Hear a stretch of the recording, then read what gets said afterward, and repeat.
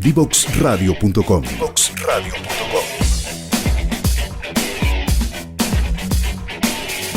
Conversaciones que simplifican lo complejo.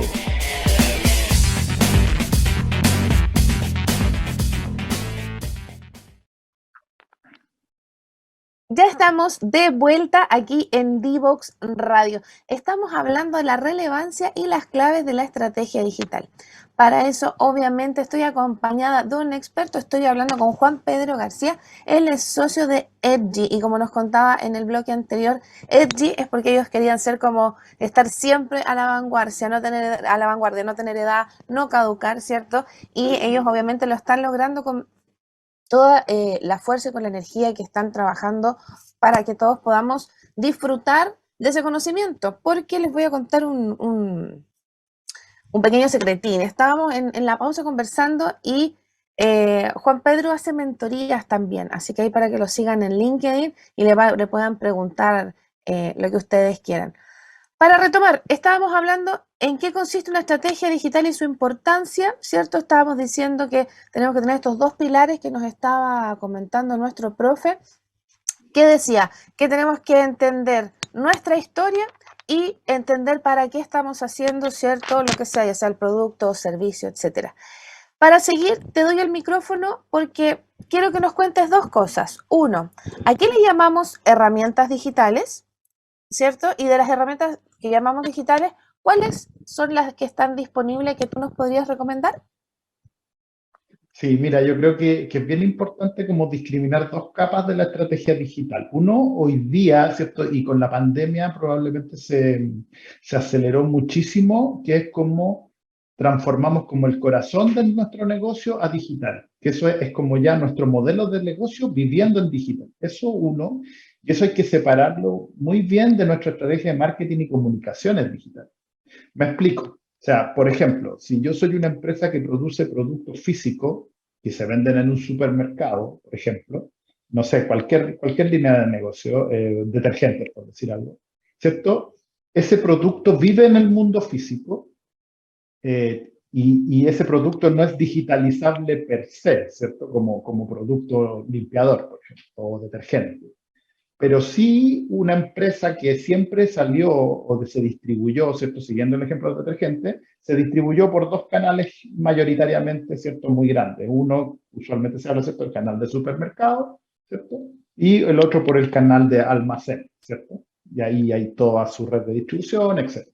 Entonces, yo cómo digitalizo mi negocio hoy día, por ejemplo, en todas estas empresas que usualmente, ¿cierto? En el mundo académico llamamos B2B, ¿cierto? De business to business, ¿cierto? Los detergentes en general se vendían a través de estos intermediarios. Digitalizando nuestro negocio, nosotros ¿qué logramos hacer? Es transformarnos en complementar este negocio B2B con un negocio B2C, o sea, directo al consumidor, a través de lo que hoy día conocemos, ¿cierto? Como los e-commerce, ¿cierto? U otras redes de comercio electrónico que llegan a público final, como por ejemplo Amazon o Mercado Libre, ¿cierto? Que son, ¿cierto? Los llamados portales, ¿cierto? De negocios, ¿cierto? O este tipo de plataformas. Entonces, a ese nivel, uno lo que hace es que transforma su negocio y le pone una componente digital, y usualmente la más popular hoy día es que nuestro negocio que era B2B puede ser B2C. Si además en un negocio tradicional éramos B2C, con lo digital pasa similar, digamos. O sea, puedo llegar a más gente, puedo llegar sin intermediario, puedo hacer una venta directa, ¿cierto? Directa al consumidor. En Estados Unidos también se habla de D2C, D2C, ¿cierto? Que es Direct to Consumer, ¿cierto? Y que más bien se refiere a que dejo de tener intermediarios. Entonces, al cortar esa cadena de intermediarios, finalmente la empresa lo que puede hacer es, tiene dos caminos, ¿cierto? Vendo al mismo precio y tengo más margen, porque al no haber intermediario yo gano más como productor o creador, o el ahorro del canal lo traspaso a precio y mis clientes lo pueden adquirir a un menor valor, ¿cierto? Y yo quizás puedo tomar más cuota de mercado. Entonces ahí estamos hablando de un negocio que se digitaliza en su matriz o en su ADN principal, que es como su red comercial, su manera de llegar al público, etc. ¿cierto?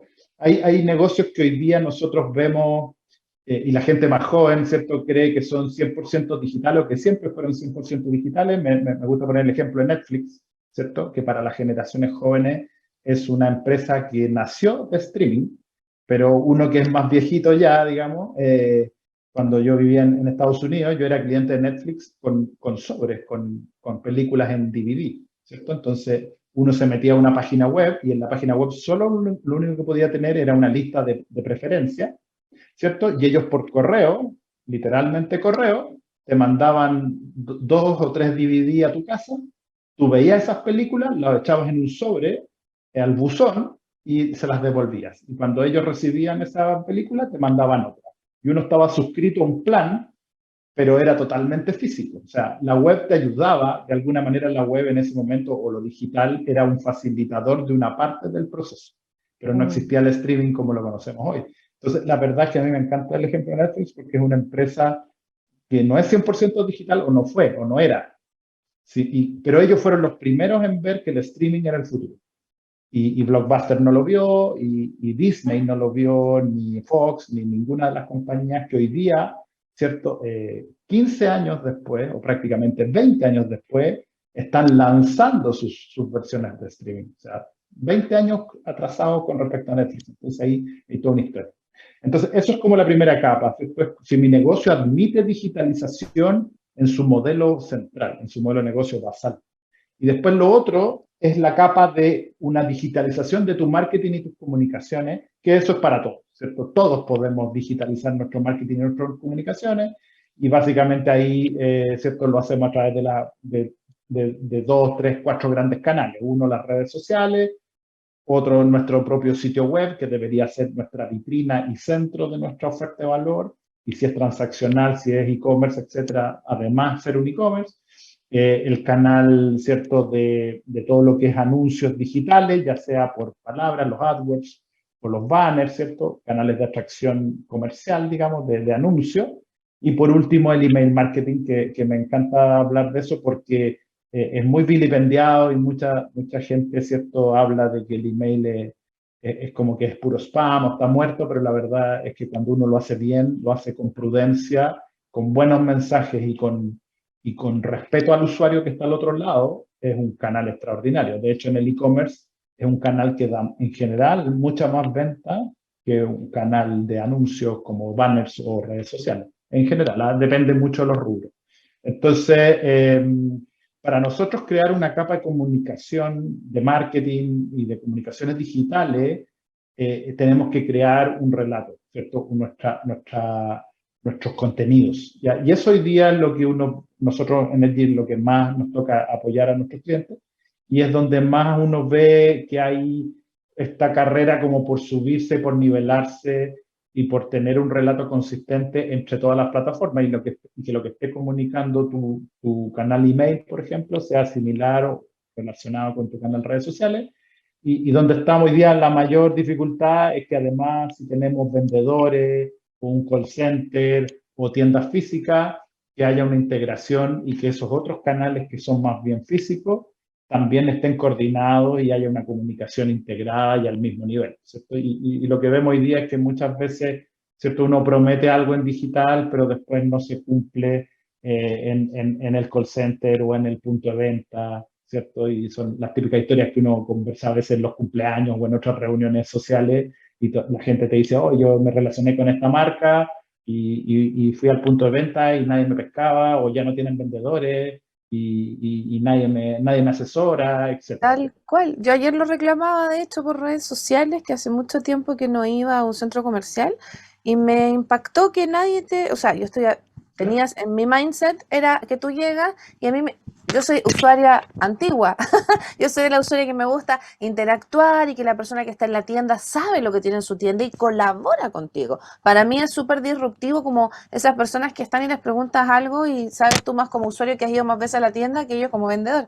Entonces, Respecto a lo que nos estás contando y las herramientas que hay disponibles en los distintos canales, me encantó lo que dijiste, el correo electrónico, porque además el correo electrónico yo creo que estamos todos muy de acuerdo que nos da confianza, es un medio de respaldo, yo creo que eso está arraigado en nosotros y no se va a ir tan fácil, ¿cierto? Con estas aplicaciones, por más que hayan certificados y cosas digitales. Y por lo mismo, según todo lo que nos estás contando, ya sabemos que tenemos que tener nuestra historia, que tenemos que tener un propósito, que tenemos que entender bien cuáles son las herramientas que yo puedo manejar, dependiendo del tipo de servicio o producto que estoy haciendo, pero ¿cuáles serían las claves para el diseño de una estrategia digital? ¿Cuál sería Sí, así concretamente? sí, como te comentaba, sería lo primero, ¿no? que nosotros creo que está en el centro de la metodología y que nosotros aplicamos siempre, es diseñar un ecosistema de redes y plataformas. Eso es lo principal, o sea, definir. Un poquito lo mismo que estábamos conversando, pero ya un diagrama que sea tangible, ¿cierto? Que uno lo pueda ver, lo pueda imprimir, aunque esté en un PowerPoint, ¿cierto? Pero que sea visible y decir, mira, usualmente lo que hacemos es que lo que es normal hoy día es que un sitio web es el centro de mi estrategia digital. A ese lugar tienen que converger todas las visitas y después ponernos, digamos, en una visión de dónde está mi audiencia, qué redes usa mi audiencia o qué plataformas usa mi audiencia y crear una presencia de marca en esas redes donde estoy. Entonces, hoy día usualmente, ¿cierto? Si hacemos un proyecto que es más B2B, más de relación entre empresas, ¿cierto? Usualmente, ¿qué tenemos? Un sitio web, tenemos un canal de LinkedIn, tenemos un email marketing con newsletter o comunicaciones masivas vía email. Y eventualmente, si tenemos presupuesto, por ejemplo, que podríamos recomendar es tener una agencia de comunicaciones, de PR, como le llaman los gringos, ¿cierto? Para poder relacionarnos con la prensa, ¿cierto? Y aparecer en suplementos o programas apropiados, que podría ser, así, un ejemplo rápido, ¿cierto? Podríamos aparecer en el diario financiero, nos podría interesar estar en el Pulso de la Tercera, en Radio Pauta, en algunos suplementos, por ejemplo, como el mercado mayorista de las últimas noticias, dependiendo del rubro donde nos movamos. Entonces, ese sería el ecosistema para un B2B. Para un emprendimiento digital, ¿cierto? Lo más probable es que vamos a tener nuestro sitio web, que va a tener un e-commerce inside, digamos, interno, tener presencia en aplicaciones, ¿cierto? Una aplicación de e-commerce también que sea ya sea propia o a través de un tercero, ¿cierto? Que hoy día es una de las más populares para, para emprendedores que buscan una comisión atractiva, puede ser estar en Justo, ¿cierto? Que Justo es como la aplicación hoy día más popular en términos de precio para un emprendedor, pero también uno, ¿cierto? Si es de alimentos, puedes elegir estar en alguna como Rappi o Pedidos Ya, etcétera, ¿cierto? Tener tu email marketing también y tener mucha publicidad en la medida que tengas presupuesto, ¿cierto? Fijarte un presupuesto en marketing en alguna tasa dependiendo de tus ventas, ¿cierto? Y ahí depende del rubro, pero en Estados Unidos se habla que por lo menos para empresas masivas en general gastan un 3% de sus ventas en marketing, ¿cierto? Eso le iba a preguntar, profe, Sí, que si era verdad que, desmitifiquemos, lo interrumpo brevemente, sí. ¿es verdad que mientras más invierto en marketing es mejor para la compañía?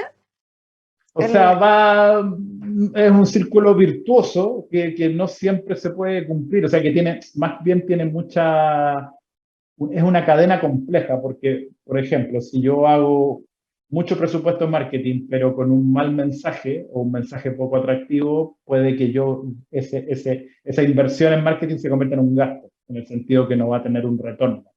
Entonces, la verdad es que ahí por eso es súper importante poder asesorarse bien y tener buenos partners, no solo en la parte como tecnológica de implementación, sino que también en la parte del diseño y atractivo de esos mensajes. Y eso es muy cualitativo para los que nos toca crear ese tipo de campaña. Muchas veces nos frustra que los clientes no se atreven a generar ciertos mensajes o los clientes están obsesionados con un tipo de mensaje y uno no está de acuerdo. ¿cierto? Etcétera. Entonces ya ahí se va creando un consenso, ¿cierto? Pero básicamente, volviendo un poquito a tu pregunta inicial, lo que tenemos que hacer es crear un ecosistema adecuado, ¿cierto? O sea, por ejemplo, hoy día una gran interrogante para muchas marcas es ¿debo o no debo estar en TikTok? ¿Cierto?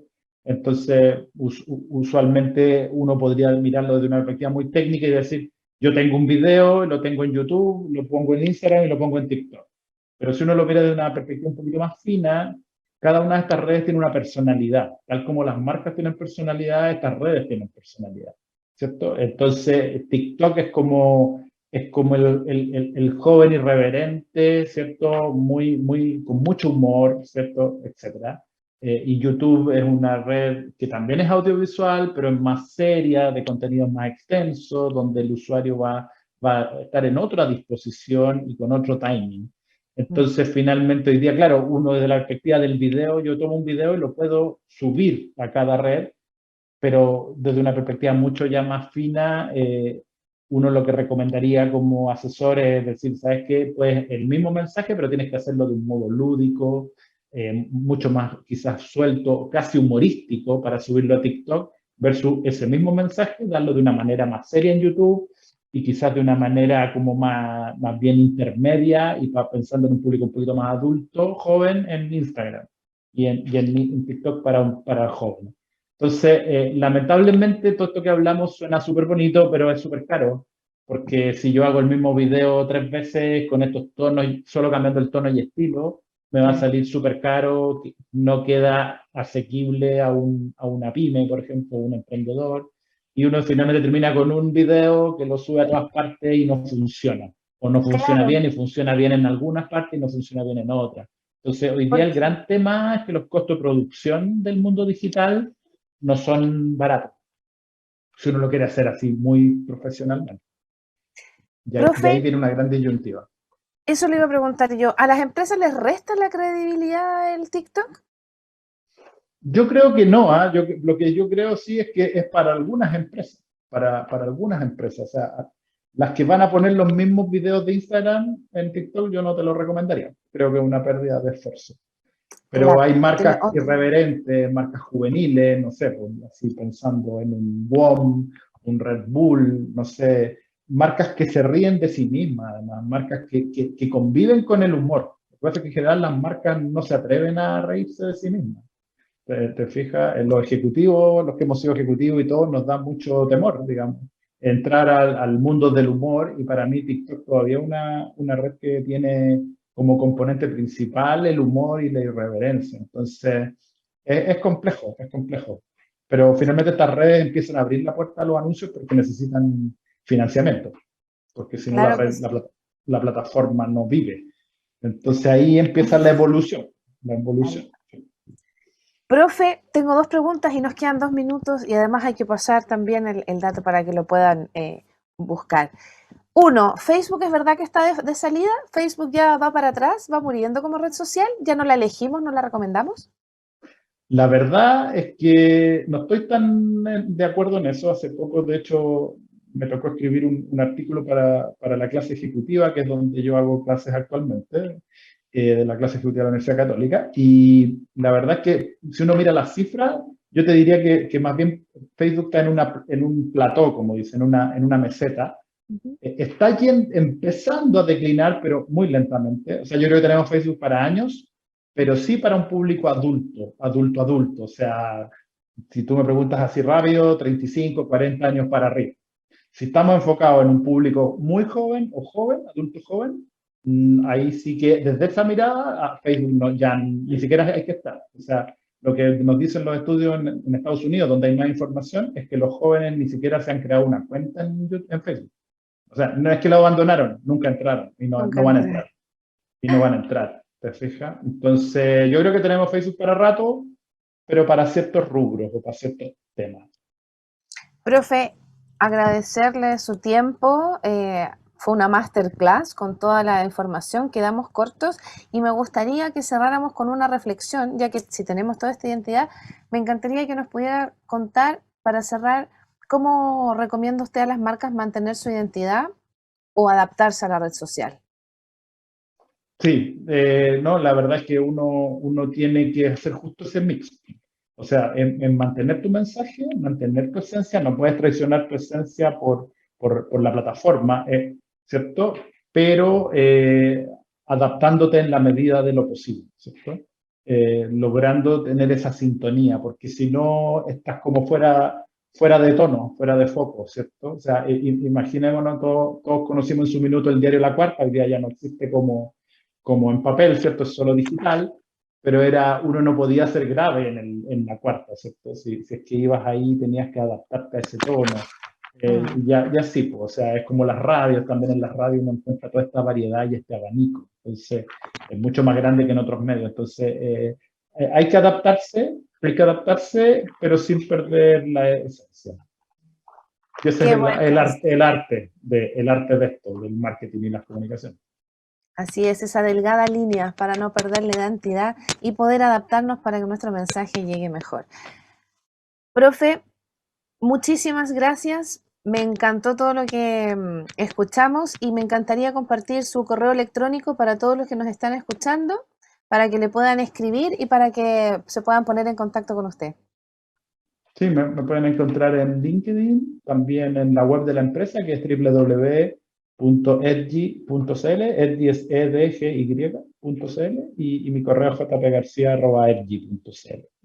Puede que me demore en responder, pero respondo todos siempre, me comprometo. Muchas gracias. Y sobre todo si van de parte de Pasaporte Digital con esta tremenda masterclass que tuvimos hoy día y que fue súper útil. Muchas gracias, profe, nuevamente. Esperamos volver a tenerla aquí en Pasaporte Digital. Y ustedes no se vayan, que nos queda la última patita y ya volvemos. Divoxradio.com. Codiseñando el futuro.